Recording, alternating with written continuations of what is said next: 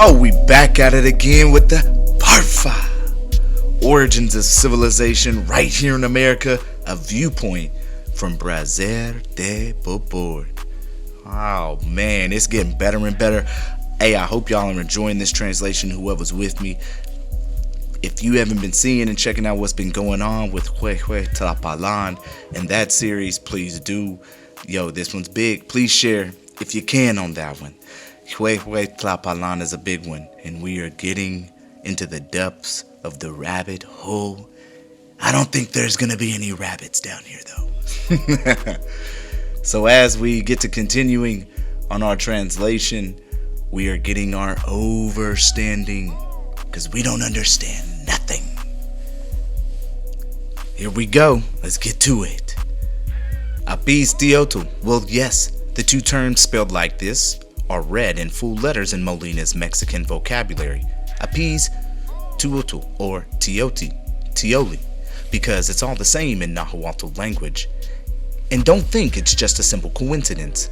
Glutton, gourmand. That's the only translation that the author of the vocabulary gives for this phrase in Spanish, preceding and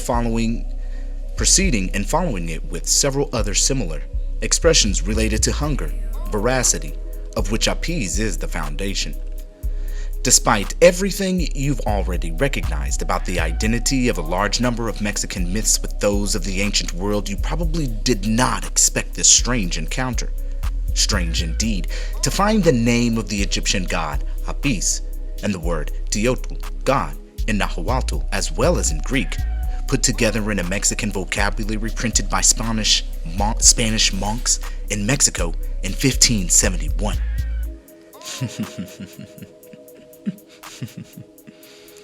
At least it won't be said that I invented it. Your astonishment, however, will cease if you reflect on the various symbols expressed by the ox, Apis. Recall, to begin with, that Mr. Guignot says in his translation of Creuser's symbolism, quote, Apis was a living symbol of Osiris in every respect, as sun, as Nile, as the principle of fertilization, and at the same time, by the necessary connection of all these things, he represented Isis, as the moon, as the fertilized earth, as terrestrial nature. Turn your eyes from here to the Gulf of Mexico and the Caribbean Sea. Retrace by considering the image of the mysterious animal, hieroglyph of the continent submerged underwater. All that we have already seen about Metzli and Lunus of the ancients, the tradition of Apis, killed by the Kabiri, and your astonishment will completely cease. It is quite evident that the Egyptian idea of Mr. Guignot, according to Creuser, became the interpreter, is only a memory of the Mexican idea Isis and Osiris, represented in the same image, the engulfing and the engulfed. Now, if this image is personified in Mexican in the name of Apis Teotl, the glutton or gluttonous par excellence, nothing is more natural than to find it in the vocabulary, however strange it may appear in the first place. What remains is to explain its intrinsic meaning, which neither Herodotus nor other historians have done, although they admit the mysterious birth of Apis by the prolific influence of the moon, which he was to bear the marks of Apis. In its simplest expression in Nahuatl language, means the mooing, the snorting of water, from a primitive of atl, water, and bis, primitive of pica or pizza, to blow, to snort, to moo, to inflame, etc. Teotl, as you have seen, is the god, or more simply the expanse, the path on the stone. Thus, Apis Teotl actually gives the sense of an expanse of stone or soil snorting, blowing into the water that eagerly engulfs it. Other meanings could still be found in this term if it were broken down differently, but this one, I believe, is sufficient to show the agreement of this curious name with the set of myths applied to the crescent, confined, like Osiris, whose soul it is, in the ocean after his death. Although this name is not exactly spelled according to today's Egyptian vocabulary, where it is written as Hapi, This word, when translated through Quechua, conveys exactly the same thing. Xapis.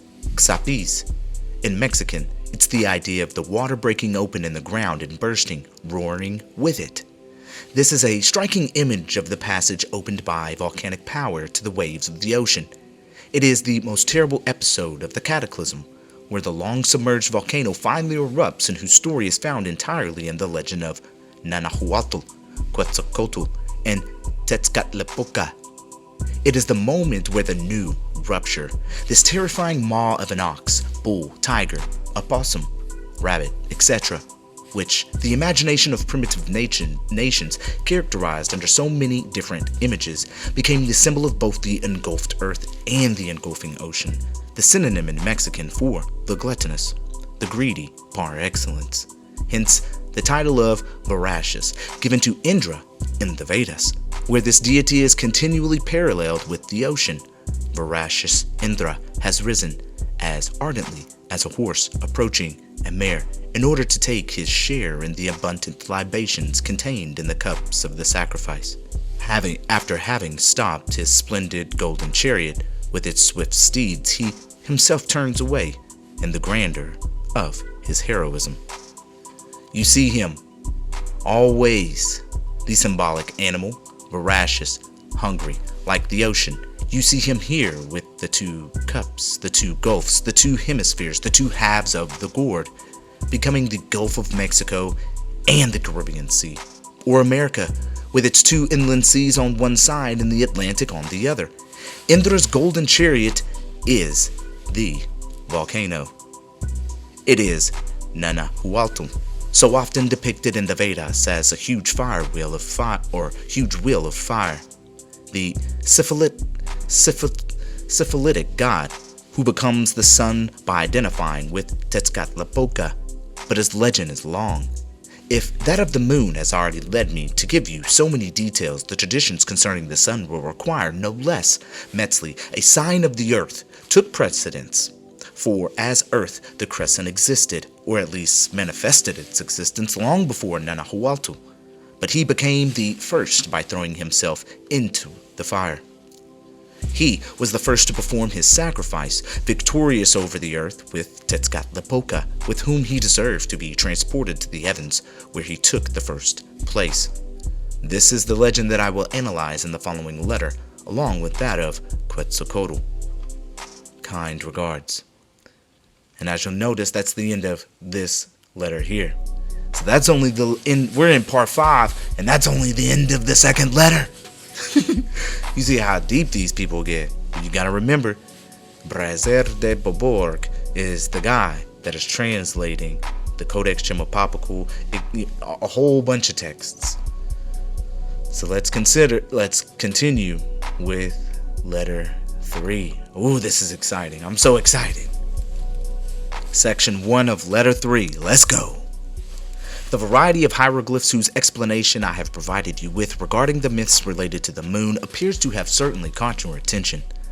I understand that you found them worthy of being studied in detail and that you have been particularly concerned with them in relation to the recent catastrophes that have so suddenly struck the Antilles. What could this vast furnace, opened for one day and one night, in these places where the ocean now rolls its great waves, be ready to open again and engulf part of the world anew? God forbid. The abyss opened once under the vast regions that recently stretched over the Atlantic. Let's hope that such a great cataclysm will not reoccur for a long time. Who can, however, foresee anything specific in this regard? Despite the wonderful discoveries of geology, the mystery will always continue to shroud the future destinies of our plane. Its crust, seemingly so thin relative to the whole, would be, if I understood or understand the various indications presented by T.O. Moxley, even thinner on the side of the Mexico than anywhere else. Could it be due to the proximity of fires ignited under the soul of these magnificent regions, or to these volcanoes bursting suddenly and so frequently in America, that one should attribute the volcanic character of the American populations and the particular propensity they seem to have for revolutions? One would be tempted to believe it and to truly take them for the descendants of the telluric powers we were discussing the other day, Toltecs and Chichimecs. If so, this would be one more piece of evidence to add to physiological observations on the influences of soil and climate so prevalent in certain circumstances. For my part, I have noticed for some time that these influences are much more potent on mixed blood populations, for it is mainly they who fan the flames of war and insurrection in America. Pure-blood natives are generally much more peaceful. This could nonetheless be due to their acclimation to the land they inhabit and to the habits of order and obedience they had received, along with the religion of ancient laws of their ancestors. The native of Mexico and Central America, and the same should be true for the Peruvians, feels the need for authority. The stronger it is, the more willing he will submit to it. You have evidence of this in a multitude of noteworthy facts. Even today, after 60 years of unrest and civil wars, the name of the kings of Spain is a revered name in many places. The kings of Spain, that was Emperor Charles V, and that is why Maximilian was received with so much respect and homage by the old stock Mexicans.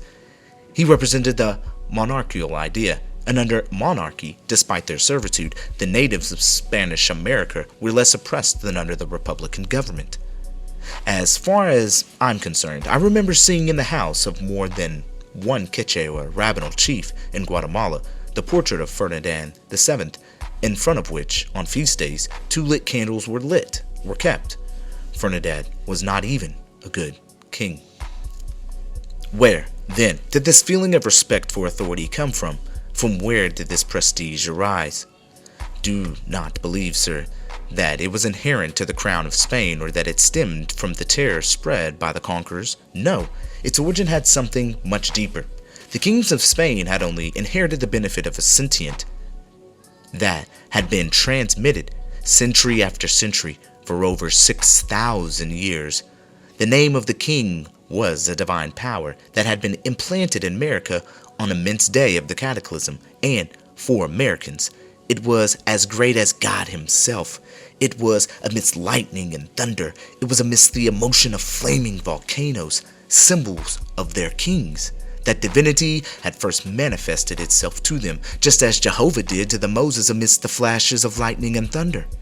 These volcanoes had later been identified with stars, and the most terrifying of all had, under the impure symbol of Nanahualtu or Nanahuatzin, received the honors of apotheosis in the sun, originating from the land of the crescent, personified in the ancient Quetzalcoatl, the prototype of priests and of sacerdotal continents. He is thus his son and identifies with him. He is the model of sages under the name of Human, and the prototype of kings under that of Topolson. Strange, however, to find united in one such diverse personalities, those of the king and the philosopher, of the sacrificer par excellence, whose virtues will serve as the rule to all the priesthoods of pagan antiquity, and alongside all this, incontinence and passion, divinized in this sick man, whose very name, the syphilitic, is the expression of the abuse he has made of sex. Where did so many contrasts come from? Solely, like in the myth of the crescent, of which Quetzalcoatl and the Nanahualtu are but another face, from the multiplicity of the details of the cataclysm, from the variety of hieroglyphs that express them, and under the veil of which hid the real knowledge of its history. Let's go. However, I foresee another fact of much higher importance as the source of this confusion. At the origin of things, when civilization born from the phenomena of the cataclysm began to develop with new societies, 2 philosophical schools, or rather 2 ways of judging the same events, seem to have been on the same ground, at the cradle of religion, and nourished themselves, growing together until the moment when antagonism becoming more and more glaring, forced the rival factions to either separate or fight. The fight took place, and the separation followed. All documents attest to it, and the names of Quetzalcoatl and Tezcatlipoca are the banners under which they mainly fought. And I say mainly, for in addition to these two factions, there were others. And there is reason to believe that the religion that took Quetzalcoatl as its symbol was but a reform of another, older one, which had the moon mainly as its sub-object. It is the moon, male and female, Luna, Lunus, personified in the land of the crescent, swallowed in the abyss, that I believe to see at the beginning of this amalgam of rites and symbols of all kinds, a religion of joys and material pleasures, born from the promiscuity of men and women, refugees in the Lesser Antilles following the cataclysm, from where piracy and trade soon took their flight. On this subject, in American documents, details of very high interest are found, about which I will have the opportunity to speak to you later. I hope y'all are enjoying this, because I know you ain't heard nothing like this nowhere else. I know it. And I'm so glad that the Most High has led me to do this and bring this out, because this is just amazing. The religion that had taken the moon as its starting point, where women seem to have played the main role as priestess or priestesses, in turn posed a formal challenge to the more ancient pre-Diluvian religion, which appears to have been a form of Sabianism, entirely devoid of idolatry, where the sun received the primary homage. In the new religion, on the contrary, it was not even the moon as a celestial body that was the actual object of worship. It was the moon, Earth. I'm not going to say nothing on that right now.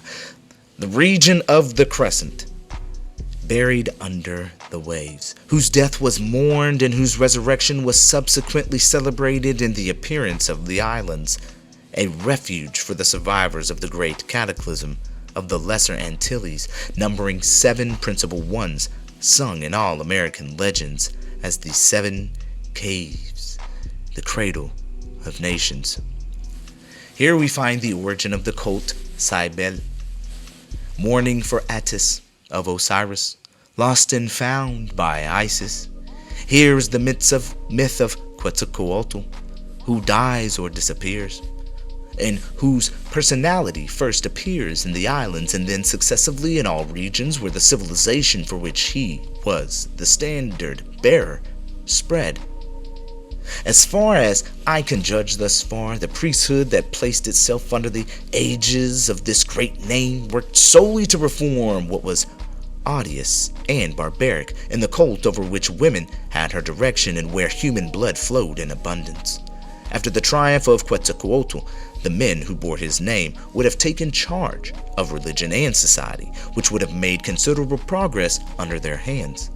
The unprecedented prosperity of the great Tlatoani, spoken in all traditions, although certainly reflecting an ideal believed to have existed prior to the cataclysm, may in turn be a true echo of the fame these Toltecs, these priests, educators of the civilization and the arts, gained through their labors and the benefits with which they endowed the world.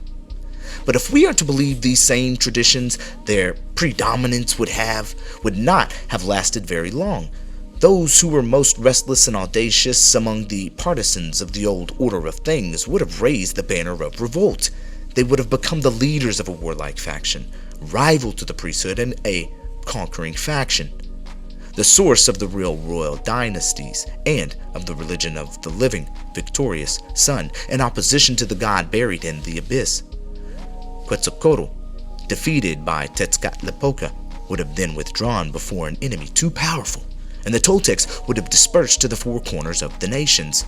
Those who remained would have made a pact with the victors, and from the agreement of 3 cults would emerge this monstrous amalgam of so many different ideas and symbols as we still find it today in what remains of the Mexican religion, as well as in the religions of our own continent. Sir.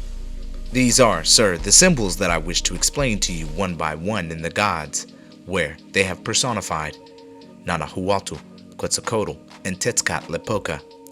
All three have very sensitive points of contact where they come to identity with each other, despite their opposition in other respects and the different characters they represent. The main point of contact is the earth and the water, of which they are a part. It's the land of the crescent, with the water that it contains or surrounds before and after the cataclysm. It's also the fire that is equally present in both of these elements. To be more precise, as the elements must have first appeared to men, who made them the object of their worship.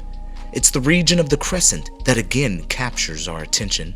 This region, devoured by an inner fire that erupts in various volcanoes, is compared to the body, or rather the leg, of a sick man afflicted with an ulcer that covers him with pustules.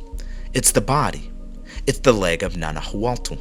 This ulcer is itself nothing but a vast hearth which extends both under the earth and the sea, and whose existence has given rise to many enigmatic legends and the traditions of all peoples of the world.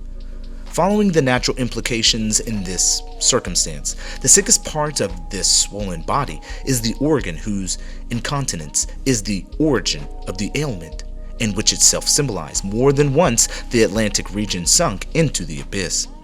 Viewed from this perspective, the Gulf of Mexico and the Caribbean Sea, or rather the lands that once covered them, are considered the testicles of the genital organ, and the entire Americas becomes the body of Nanahuatl.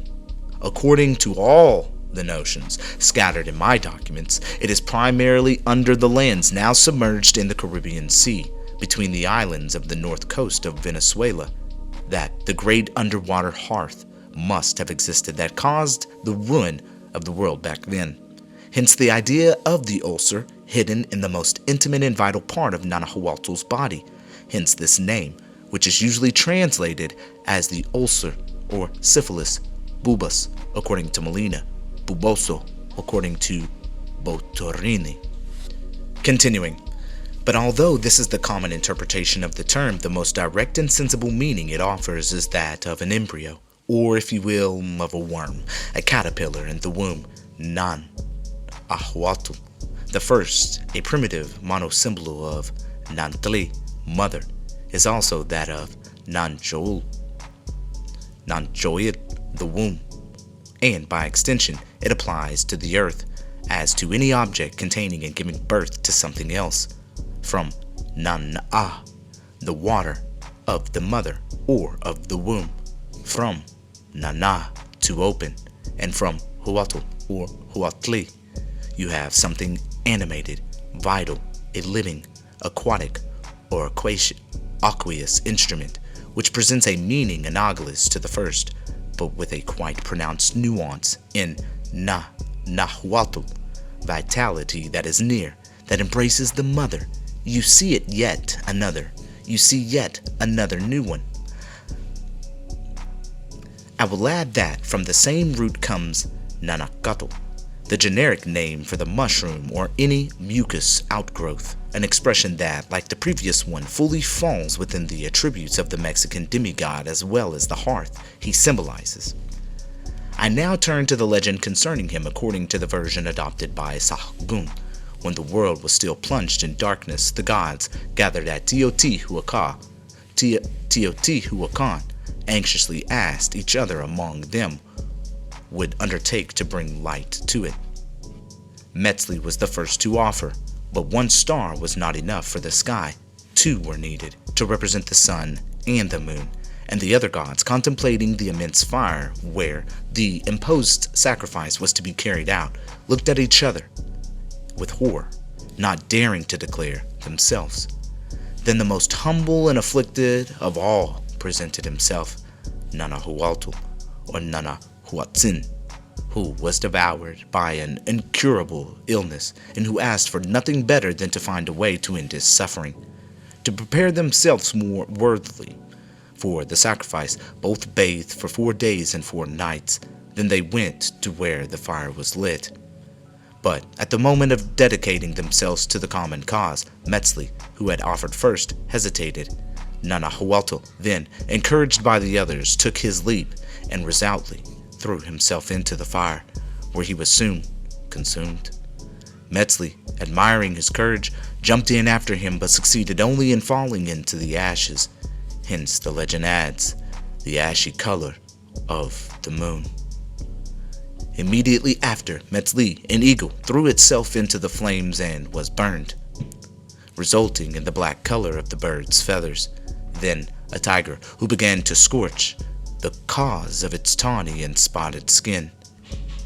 It is from this sacrifice, the tradition continues, that the practice of giving brave and courageous men the title of Quatli or Ciotl, eagle and tiger, even became a sort of war name.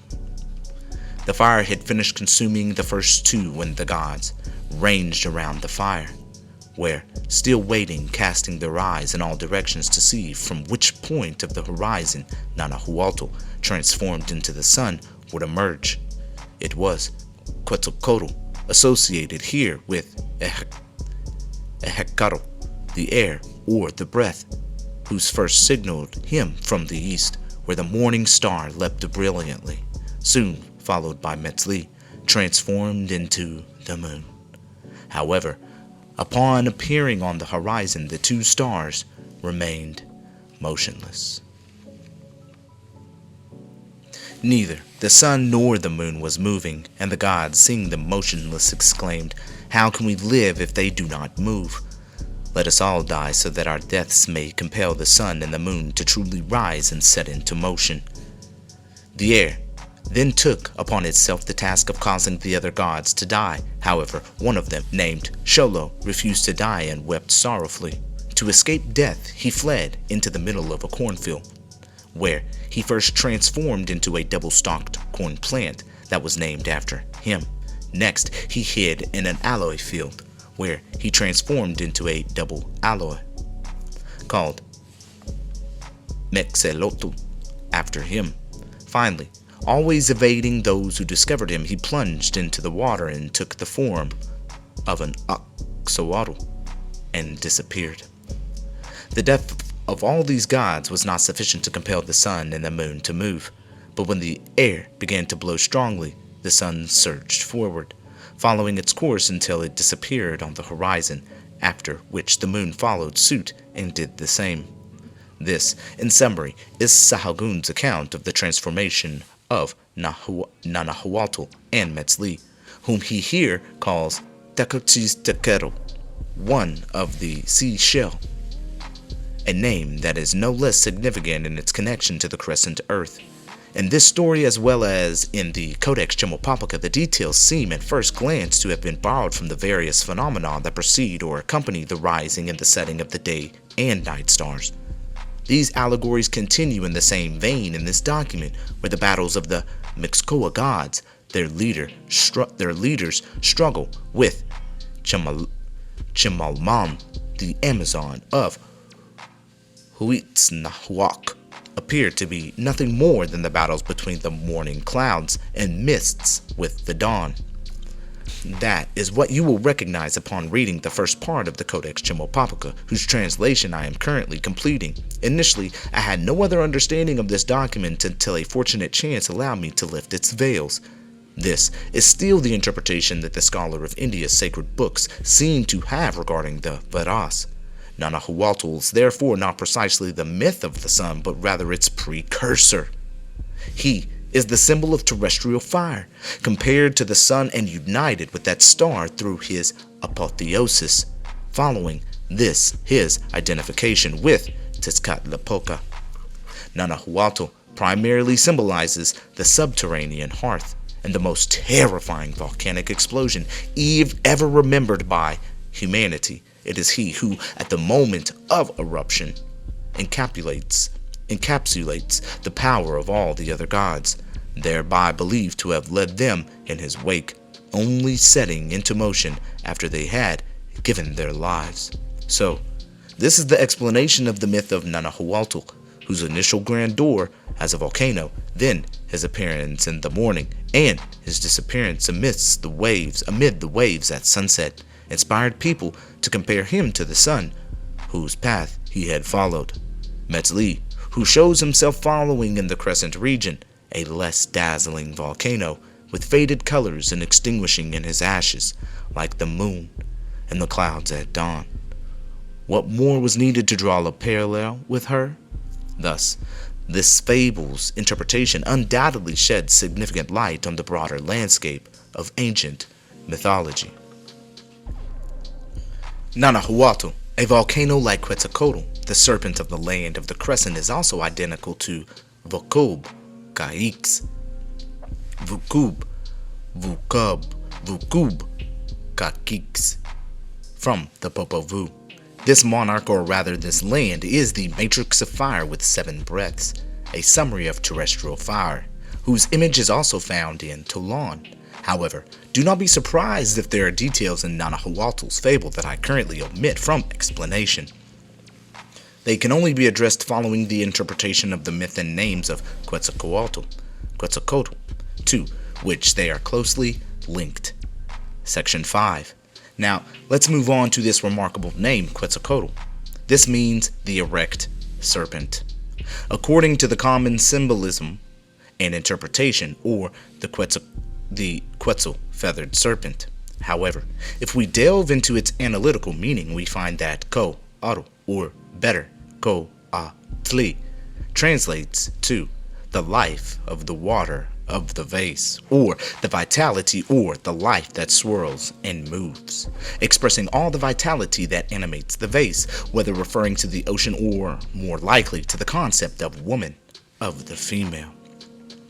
Quetzal, in turn, means that which has risen, or that which is in rut, from the verb queza, which means to erect, but also for males to prepare for amorous combat near the female, according to Molina. Note, however, that quetza also signifies rising water, and Cuizal or Quetzali precisely means life turning or moving on the rising water. So, in the name Quetzalcoatl, this erect serpent, similar to the Uraeus, you have twice the repetition of the same idea of this vitality that animates everything, but particularly life in an almost latent state, the aptitude for life disseminated everywhere, animating everything quietly, like the embryo is animated in the womb of its mother. Finally, Quetzalcoatl, originally a representation of the land of the crescent containing within itself all the seeds of beings, all the elements of life and wealth, had become, according to the transcendent ideas of later times, the archetype of cosmic power, of universal life and fertility. However, since it is the point of origin that can alone explain the source of these philosophical conceptions, it is always there that I must bring you back to make you understand the various myths attached to it.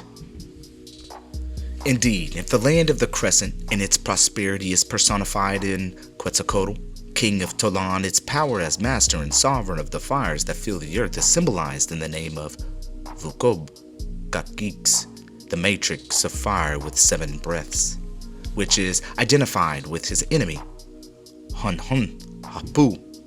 Each volcano in particular erupts for the first time when Hun Hapu, the archer, shoots an arrow at it.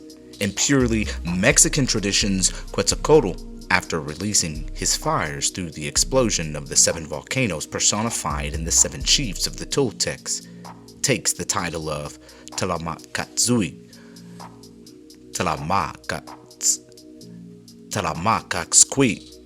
the minister or distributor of fire.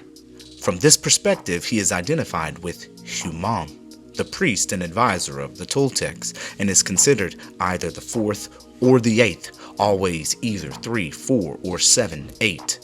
This is because, without revealing himself, staying humble in his retreat, he administers to others the counsel of his wisdom, i.e., he generously bestows upon them fire, which accounts for his role as a pontiff.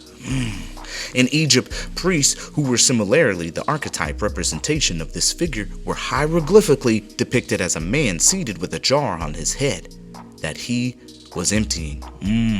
This also gives rise to his name Ehekaro, the breath or the air, or rather, the one who produces the air, both within the earth and on its surface through his universal power. This breath, this divine word, is expressed by the volcano's voice, by the tekbail, by the flame, by the fire that bursts forth with the long, compressed inner breath. From this stems his dual title as Tlatoani, the minister and servant of his brothers, to whom he offers his full cup. The title corresponds to the Uzmun of the Phoenicians, the Shomum of the Egyptians, a name with various meanings depending on the context, but which in Quechua translates to the little servant, an absolute translation of the word Oxmum, Shkmum, whose roots are in that language. Other principal names that Quetzalcoatl assumes are those that he takes when directly personifying himself with one of the volcanoes, where particular marks of his power have been identified. Mexican history and traditions especially note him 3 times in a significant way before the cataclysm. The first name he bears is that of Tapiltzin, the last king of Tolman. Tapiltzin meaning the suspended crater of heat. This name, which seems to indicate a very tall mountain, appears to be identified with Tza-Tzi Tepero, or the Mountain of Voices, atop which traditions say Quetzalcoatl made his commands heard to his subjects from more than 100 leagues away through the voice of his heralds. This volcano may have been one of the 7, and perhaps it was the same one that, when erupting from 2 mouths at once, gave the first idea of the number 7-8. The second volcano associated with Quetzalcoatl, which also identifies with the third and the first, is the one I just mentioned under the name of Nanahuatl. According to a document, Nanahuatl is called his son, begotten without the aid of any mother. Nanahuatl is the one he carries an embryo within him, and that the crescent brings into the world on the eve of the great catastrophe, after having spent 4 days submerged in the waters. These 4 days are symbolized in the bath of Nanahuatl and Metzli as they prepare for the sacrifice. Tapiltzin, having descended into the abyss after reappearing as Nanahuatl, note this, is identical with Ninya, celebrated by the Vedic bard. He is identical with Nanus, the dwarf, the hidden germ in the Idaean cave, the fire withdrawn into the bosom of primordial moisture, the divine embryo that the nymph carries within her womb, ignited for the first time by the hands of the priests. The nymphs, his mothers and lovers, have nourished him with milk turned into butter, and whirlwinds of smoke have risen to the heavens with the burnt offerings. That is to say, the raging waters have transformed into vapor and smoke, extinguishing the immense crater. But he is reborn from the waters like the god of thunder. He is Eros, young and beautiful but a terrible lover, rising again in the form of lightning while the waters, his mothers, bend over him in a sense overturned, ignited by his new fires. This is the true meaning of a distinct field with the naveties of Vedic language. I follow Mr. D. Eckstein, but with some modifications, for the distich he cites here applies entirely to the legend of Nanahuatl, this fearsome volcano sinking beneath the waters that bury him, and then reappearing even more terrifying. Quote, "The germ is hidden from sight, wrapped in the darkness of the material womb. People search for it, but do not find it. They wonder where Ninya, this embryo, this germ of the blacksmith of Tvachtor Garbha may be, nursed secretly in the cave of waters, cherished by the maternal waves that hide, veil, and protect him from the gaze of the curious. He resides in the palace of waters, guarded by women, according to the indications of a primitive anacracy. Here is the distich, i.e., who among you has followed his wanderings in the darkness? Who among you has observed him in his retreat in the bosom of the waters? Who among you has studied him in the company of nymphs? He is a child, and he has engendered his mothers in the burnt offerings. Embryo of a host of nymphs, he emerges from the wombs of waters. Great, hymnic, sonorous, he continues on his way, containing within himself the principle of the burnt offerings. Such are, sir, the various aspects under which Quetzalcoatl appears. Quetzalcoatl appears as a volcano before the cataclysm under the name of Se-Huitlacoatl. One reed, as we will see later, or Se-Caatl, the snake of Mixcoatl of Cherailman, the prince victorious over his enemies, the conqueror of the world. Nanahuatl appears in other traditions, as you will see shortly. But these transformations of the god, his various personifications, are in turn symbolized in a particular way in Xolotl, the cornstalk with the double stem, literally, the vitality of the path turning on the base. It becomes the Mexolotl, the aloe stalk with the double stem, and finally, when it descends to the bottom of the sea, it becomes Vucaxolotl, the which, like the woman, evacuates its blood under the waters, an image of the lava that the volcano continues to emit from its depths. The role of Quetzalcoatl in Mexican legend is thus identical to that of the various Bacchuses in Greek mythology, whom we see identified in turn with Pan and Proteus and their numerous metamorphoses. The continuation of his story and his struggle with Tezcatlipoca will give you even fuller evidence of this. I have already told you about Quetzalcoatl's subjects as king of Tolon, these telluric powers, Chichimex or Toltecs, some of his friends and servants, others his enemies, conspiring his downfall. Amidst the splendor of his glory, the high priest, king of Tolon, was bothered by the evil spirit who asked him to sacrifice his subjects. The high priest, king of Tolon, was bothered by the evil spirit who asked him to sacrifice his subjects. This spirit was Tezcatlipoca. It was the invading waters that came knocking at the door of his palace. It was the waters that wanted to extinguish the fires over which he was master and sovereign. Upon his refusal, Tezcatlipoca conspires with the other plotters to trap him and force him, through their sorceries, to abandon Tolon. To be more certain of their success, they will make him drunk. But before getting him drunk, Tezcatlipoca will instill terror into his heart by presenting him with a famous two-faced mirror, the deceptive mirror in which he sees only an unfaithful image of himself.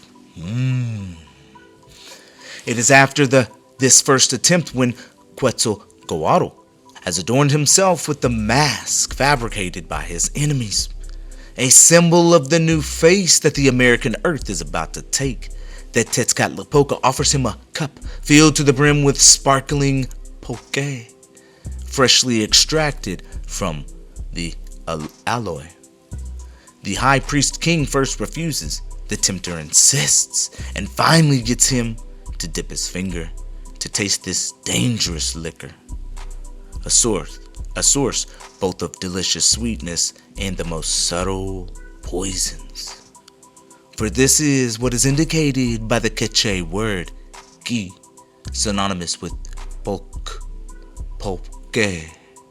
From that moment on, the monarch succumbs to pleasure. The priest becomes a transgressor. He drinks. 4 times he empties the fatal cup. And before it is offered to him for the 5th time, he has consented to sacrifice 4 of his subjects to the evil spirit.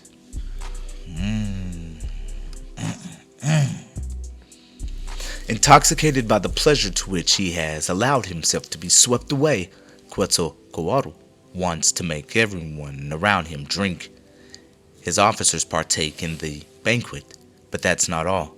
Tezcatlipoca wants to lead the high priest to defile his sacred self to commit the greatest of all crimes. Quetzalcoatl, his sister, and priestess of the gods is brought to him. He gets her drunk and spends the night in frivolity with her. In the morning, Quetzalcoatl, sobered up, returns to his senses. He weeps, he mourns, he wants to repent for his sin. He then orders his officers to dig a grave for him to retreat into. But after 4 days, he finds it uncomfortable and leaves, instructing his officers to bury all his wealth, after which he departs with them. Arriving at the sea, he builds himself a fire and burns in the flames. According to another version, he leaves for Tlatoani, falls ill there, and dies after 4 days. The result of these legends is the same. Quetzalcoatl, tempted by his enemies, represents fire and water working to destroy the land of the crescent. The mirror that Tezcatlipoca presents to him symbolizes the two Mediterranean seas that are forming one after the other. Preludes to the cataclysm. The cup offered by this malevolent spirit is yet another image of the ocean, and the sparkling pulque is the frothy water rushing over the crater of the great volcano, whose vapors caused by this mixture of water and fire are symbolized in the smoke of intoxication. 4 times the ocean violently bursts upon the crescent land, which succumbs on the 5th time and sinks moaning into the abyss, just like Quetzalcoatl, retreating into his tomb. His officers drinking with him represent the detached lands, the volcanoes that fill with water and descend with him. Quetzalcoatl, the mat of green feathers, or the upright rushing water, represents the human plane itself, the raging wave with which he struggles through the night until he disappears beneath it at the bottom of the ocean. This submersion of the land lasting for 4 days is celebrated as the high priest's retreat into the tomb. This is his penance that has given rise to so many legends, and it was the obstacles he had put for so long to the sea's outbursts, considered here in its feminine aspect, that have been celebrated as the trial of Quetzalcoatl and signs of his continence. When he emerges from his retreat after the 4 days, it represents the crescent land temporarily lifted amid its anxieties, as I have shown you in the legend of Nahuatl, and which then plunges within a few hours. These movements, these oscillations, the horrifying tremors of this immense land struggling under the furious attack of the ocean, are what the various legends of Nahuatl and Quetzalcoatl represent, and which you find in all traditions concerning Bacchus or Osiris. Regarding this, remember what Herodotus says when talking about the feast of Bacchus in Egypt. They have invented small figures about an arm's length in height that women move by means of a rope, and so on. The disproportionately large phalluses of these figures represents the crescent land, the virile member of Nahuatl, whose body is thus found in the rest of America. The engulfed region was therefore almost as large in extent as the other part of the continent. As for the disorderly movements of this symbol, shaken by the women carrying it, what more striking image of the crescent, convulsively agitated by the waters of the ocean. Yo, this one gonna stop it right here, y'all. Hey, we getting deeper. Who is Quetzalcoatl? Who are the legends of everything across the whole world? Where does y'all's myths really come from? America.